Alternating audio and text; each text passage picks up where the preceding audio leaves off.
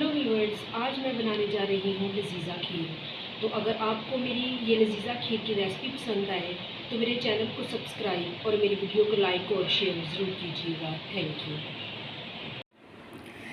लजीज़ा खीर बनाने के लिए हमें जो चीज़ें चाहिए, दूध मैंने 2 किलो लिया है, 1 कटोरी चावल लिए हैं, 1 कटोरी चीनी ली है, 2 चम्मच कस्टर्ड पाउडर लिए हुए हैं, कटे बादाम लिए हैं, 5 अदद मैंने सब्ज़ इलायची ली है जिनको दरमियान में से मैंने इस तरह काट लिया है, और किशमिश ली है, और 1 बॉल हम मलाई का लेंगे। हम एक ग्राइंडर लेंगे और उसमें चावल और चीनी को अच्छी तरह से ग्राइंड कर लेंगे। हम एक देचका लेंगे और उसमें ये दूध डाल देंगे।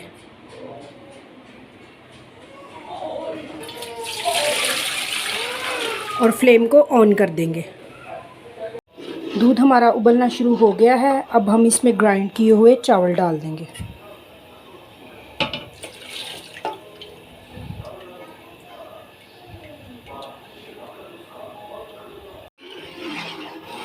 हम अच्छी तरह से चम्मच को हिलाएंगे ताकि हमारे चावल नीचे ना लग जाएं।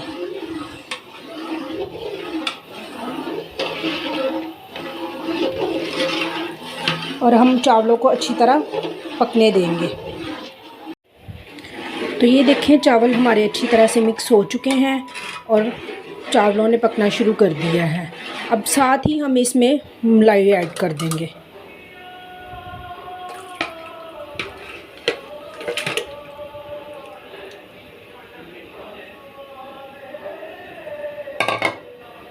और इसको अच्छी तरह मिक्स कर देंगे मलाई को।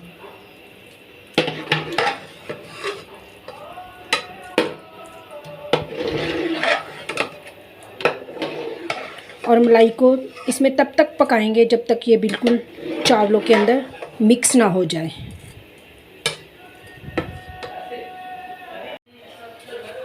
तो ये देखिए, हमारी खीर अच्छी तरह से तकरीबन रेडी होने वाली है। चावल अच्छी तरह से मिक्स हो चुके हैं, मलाई भी अच्छी तरह से, चावल और मलाई दोनों अच्छी तरह से मिक्स हो चुके हैं। अब हम एक कप में कस्टर्ड लेंगे।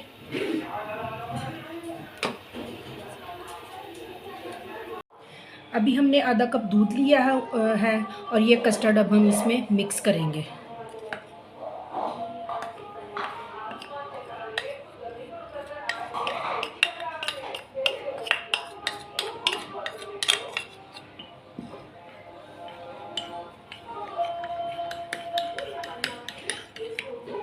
कस्टर्ड को दूध में अच्छी तरह से मिक्स करेंगे ताकि कोई भी लम्स बाकी ना रहे। अब हम ये कस्टर्ड इस खीर में मिक्स कर देंगे और चम्मच को हिलाते जाएंगे ताकि इसके लम्स ना बने। इसके साथ ही हम ये चीनी मिक्स कर देंगे।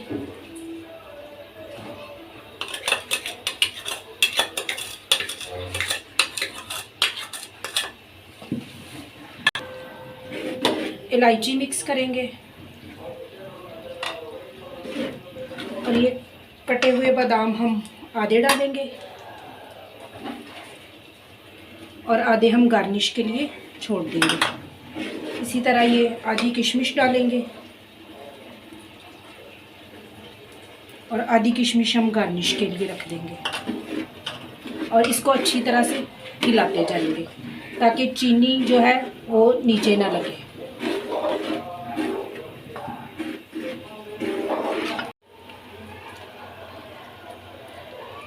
तो ये देखें, हमारी खीर थिक होना शुरू हो गई है।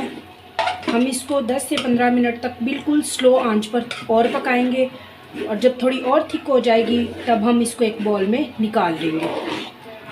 हम चम्मच बराबर हिलाते जाएंगे ताकि हमारी खीर नीचे ना लगे।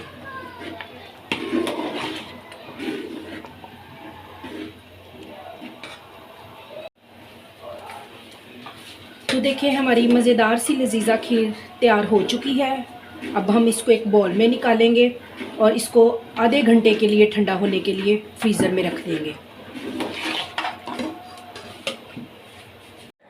तो अगर आपको मेरी ये रेसिपी पसंद आई हो तो मेरे चैनल को सब्सक्राइब और मेरी वीडियो को लाइक और शेयर ज़रूर कीजिएगा। Thank you.